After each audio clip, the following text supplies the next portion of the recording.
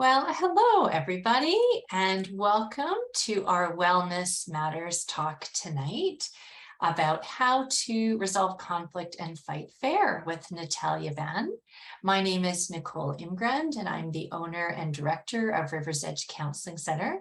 And this talk is part of a series of webinars that we host every year, in case you haven't had the chance to join us yet. And just to give you a sense of what we have coming up still this fall, shortly in a couple of weeks, we have a webinar on exploring journaling, another on wellness through the winter in November, as well as accepting your child's disability at any age and stage. And we just finalized our webinars for spring. We have another 8 coming up through the later winter and spring. It's a wonderful lineup. So hopefully you'll be able to join us for an upcoming webinar as well. And for today, let me start by introducing our facilitator, Natalia. Natalia is a registered provisional psychologist, and she has experience, or registered psychologist, sorry, not provisional. That's important because she's passed a really important step there. And she has experience working in the human services field for the past 8 years in various capacities, working with women, children, adolescents, and families with varying mental health diagnoses, including autism, fetal alcohol spectrum disorder, addictions, and trauma. Natalia gains perspective and insight into her clients' lived experiences by hearing their stories and recognizing their capacity to be the expert of their own lives. Her approach to counseling stems from a systemic approach that is both strength-based and client-centered. Natalia's preferred therapeutic modalities include CBT, the Gottman method of couples therapy, which I think you'll hear probably a little bit more about today, psychodynamic, client-centered, as well as solution-focused. She believes in a holistic approach that can be achieved through collaboration and relationship building. Her practice is guided by the belief that she can make a positive difference in people's lives, and I can certainly attest to that. Natalia sees children, teens, adults, and couples in her practice at Rivers Edge, and we're feel very grateful to have her on the team. I'm very excited to hear what she has to share with us today. You are able to add comments in the chat as we go. I will certainly keep my eye on it for any technical difficulties or anything during the presentation. And you can also use the Q&A function as well. Natalia's thinking her presentation might be 30 or 40 minutes or so, so that will leave us a little bit of time at the end for comments and any questions that you have. And with that, I'm going to turn it over to you, Natalia. Sounds good. Okay, so I am just going to share my screen here with everyone.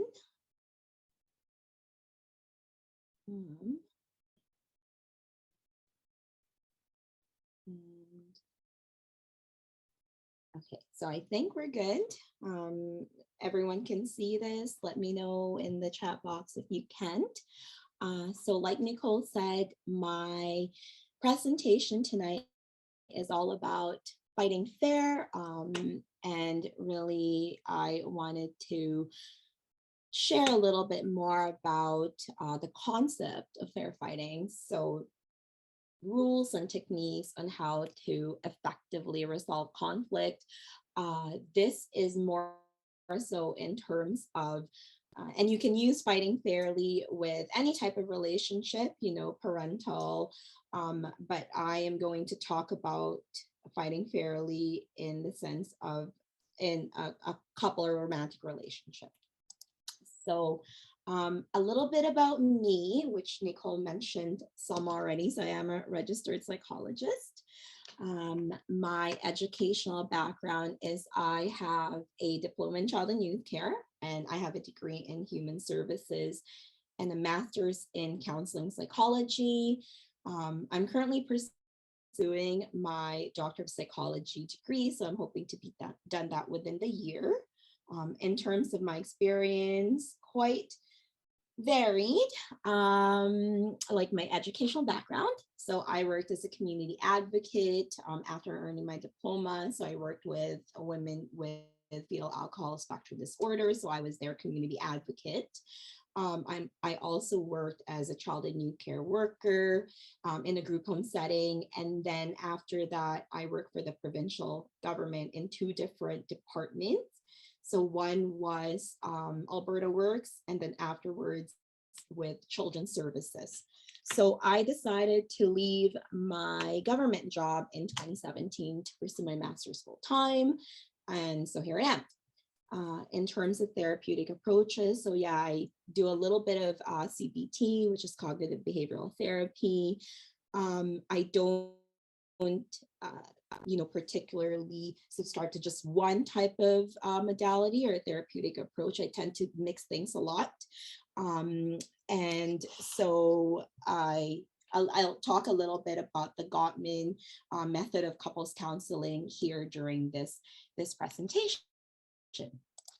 So for our agenda tonight, we will talk about, or I'll talk about the conflicts in relationship, what that looks like.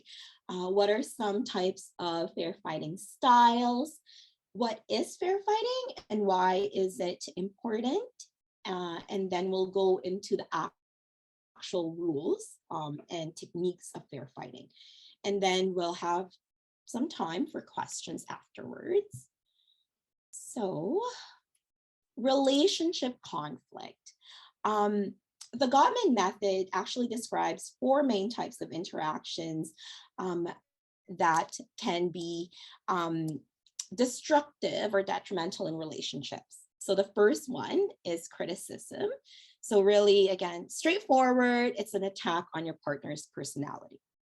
So like the example here, telling your partner, you're such a know-it-all, you always think you're right. So that's an example of criticism. You're criticizing them. Defensiveness is acting like a victim. So we're feeling like we're victimized during conflict. So, you're the reason why you're late. So we're turning it around to our partner and like pretty much blaming them for everything. So telling them that it's all their fault, right? Everything is their fault. Third one is contempt, which is attacking your partner's sense of self in a very insulting way. So very abusive. So this is where we're seeing, name calling, like this example of saying that they're so stupid, or that, they always mess things up, right? And fourth one is stonewalling. And so as it sounds, this is when someone emotionally detaches themselves or distances themselves during the conversation. A lot of the times, this is when they're really feeling overwhelmed, right? So they kind of stonewall. I forgot to note here, but Gottman, so Gottman is actually a husband and wife. And they do couples counseling. And so they call this the four horsemen of the apocalypse. And they noted that contempt is the best predictor that the relationship is actually headed for a divorce, or is that it's doomed to fail. Next slide is we'll talk about the fighting styles. So how people really behave during arguments with their spouses. So for the first one is being conflict averse. So these people tend to keep their, mouth shut, as they're really not a fan of conflict. So rather than confront or have discussions with their partners when they don't like something or they have an issue, these individuals tend to just bite their tongue because the conflict is just too overwhelming for them. It's too much. Second type is a person who becomes defensive during conflict. So these people are those who automatically, again, goes on that defense mode, even at the beginning of the conversation, because they feel as if they're being attacked or criticized, right? Third type is somewhat tied in with the second one. And this particularly is when the person hits, below the belt. So they become so riled up that they say or do things, out of frustration or anger, and they end up regretting it afterwards. Fourth type is withdrawal, so stonewalling, right? So giving, the silent treatment when faced with conflict. Again, a sign that they're just too emotionally like overwhelmed. And then finally, there is grudge holding. So this type of fighting style is when a person lays out all of the issues, especially ones from the past, when their partner do or did something like currently. So let's say your partner forgot to unload the dishwasher, and finally you've just had enough. So you finally mention, the 5 other times that they forgot to unload it. And really that becomes an issue, is that, despite you feeling maybe irritated or frustrated during all those other times, it didn't bother you as much as it did now. So now that you mention it, it's suddenly like this big fight because you're mentioning all those other times that they did, right? And so the next slide that we have goes to the question, the importance of why even do we need to fight fairly? So I found this picture on Google and I thought it was interesting, because really the truth of the matter is, couples fight, plain and simple, right? Anyone says they never fight is either really not being true to themselves or they're just confused. But during arguments, emotions such as like feeling hurt or feeling vulnerable tends to be present. And being aggressive or angry can be a way to regain power and control over the situation, right? So since we've already established that couples have disagreements, come the concept or the idea of fighting fairly. It somewhat sounds like a juxtaposition, because it seems odd to say that you can be fair when you're fighting, right? But really, again, it means that you can effectively resolve the conflict and how to cope with your emotions during arguments or conversations with your partner. Fighting fair is also a way for those conversations to feel, productive instead of destructive. So we'll go ahead and go to the next slide, which is the actual rules or steps to fight fairly. So the first step consists of reflecting on why you're even upset in the first place. So this is a chance for you to figure out, what your partner did or said, or even what they didn't do or didn't say that caused this negative emotion in you. So if you know me, and my clients can attest to this, but I'm a big fan of using the feelings wheel. Here I am actually holding a picture of my feelings wheel throw pillow that I have at home. Got this on Amazon, by the way. So I tend to like using the feelings wheel a lot. I use it even, while I'm counseling and stuff. But anyways, so another importance of the self-reflection is that it's a way for you to reevaluate and reassess kind of what happened, and really just to be prepared, right? You know what you're like feeling, and you've had a way to, and like some time to really figure that out. Second one and second rule is to make sure that you're only bringing up one issue at a time, or one topic at a time. So let's say if you're mad about the dishwasher, you don't really have to bring up how your partner leaves their dirty socks at random places, or usually beside the hamper, right? So jumping from one issue to the other is not really an effective way of having a discussion. Third rule is to ensure that you're starting the conversation in a calm manner. And this really includes being cognizant of, the tone of your voice, facial expressions, and even the type of language that you're using. So that's making sure that you're not yelling or swearing, or using degrading language, like name calling or insults.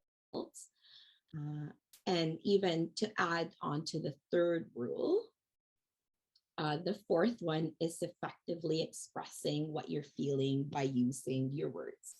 So this is where the use of iMessages come in handy. So my next slide is just a really brief introduction as to what iMessages are. So it's fairly straightforward. The concept is to turn sentences, and usually use sentences from being accusatory, so you're accusing your partner, to just being expressive, right? So if you think about, past times that you've had fight with your partner, how often do we say you to them? You should know better, or you never listen to me. So if we're just using this equation that's up on this screen, we can turn the you statements into I statements, just showing or a way for us to accept responsibility, or to be accountable for our emotions, right? So we can try reframing the sentence, you never listen to me. We can try using an I message.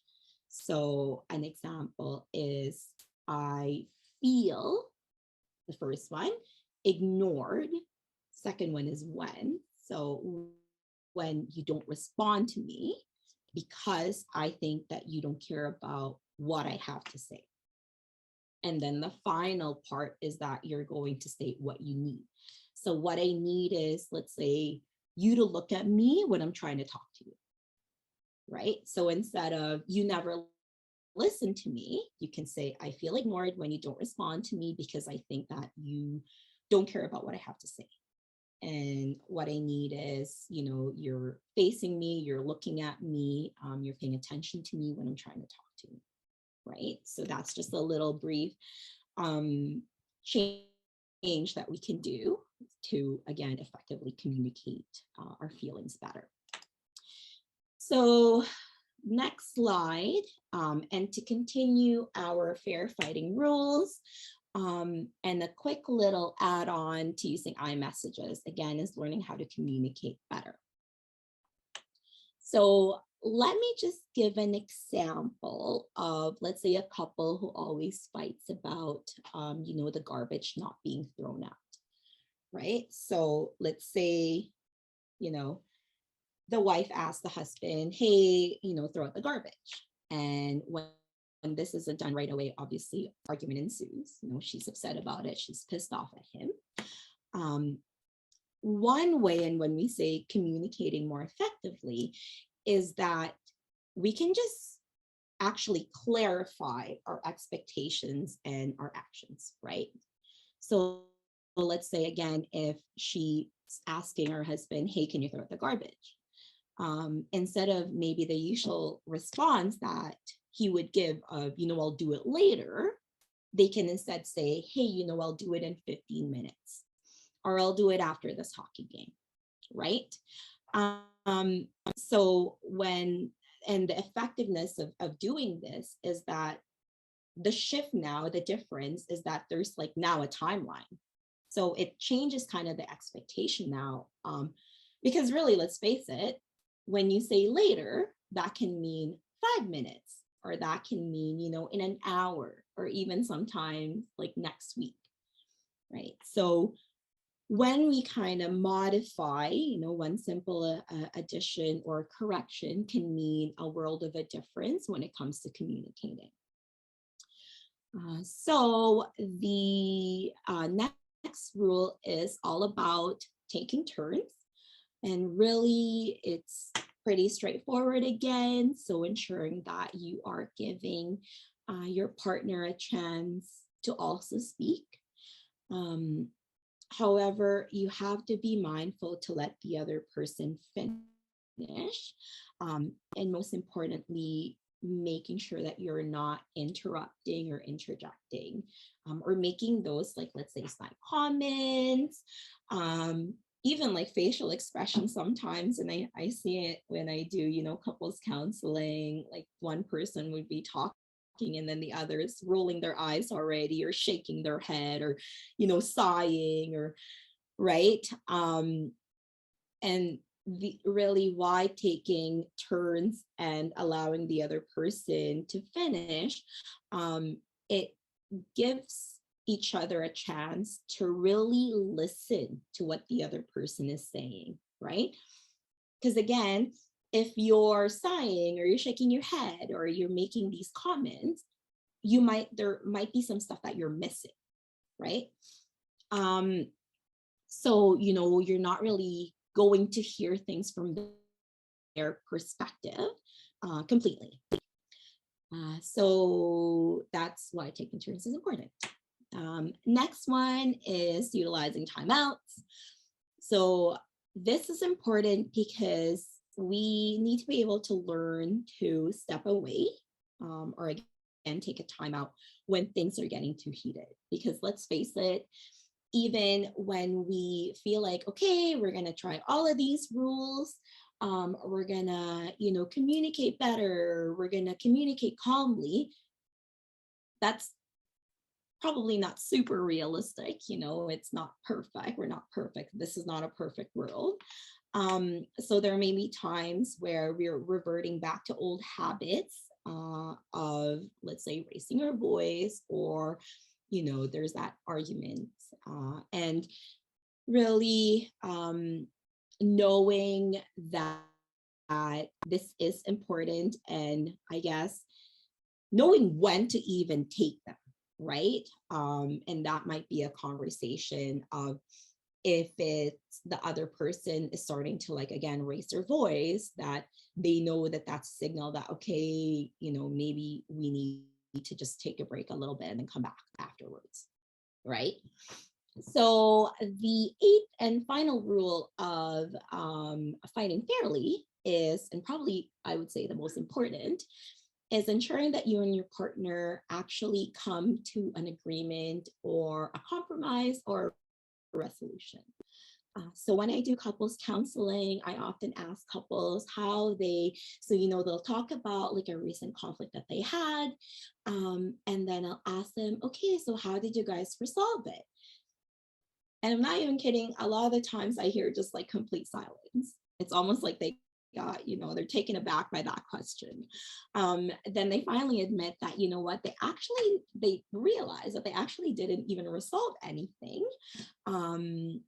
And so that's why they're almost like hashing it out during the counseling session, right? And one important factor, again, like I said, is the ability to compromise. And really, I say this is a chance for couples to really support one another, right? So again, let's say the issue is like unloading the dishwasher.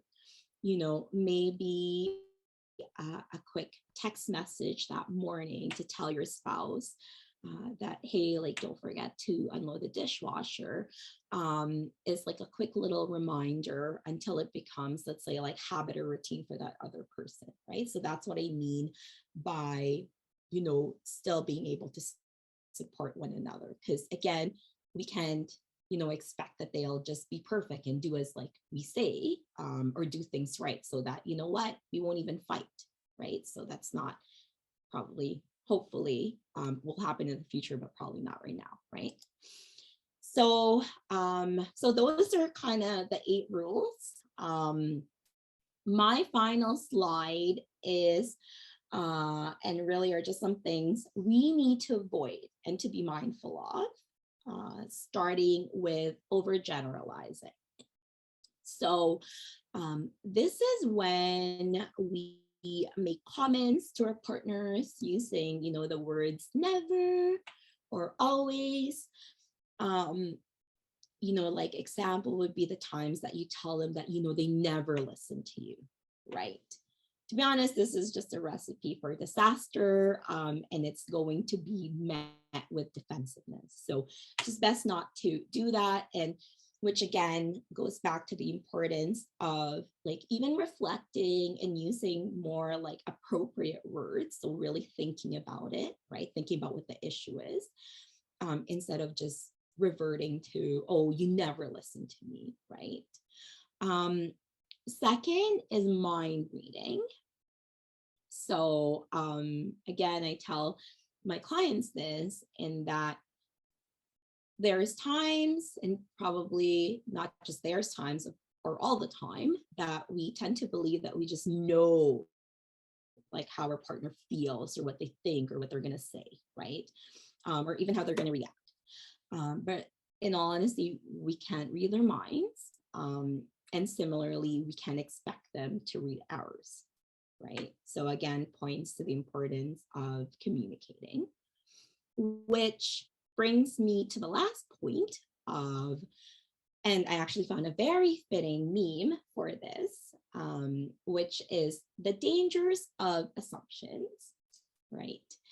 And like mind reading, we tend to assume that our partner should just know how we feel or what we need or what we want. Because after all, they know, they're our partners, right?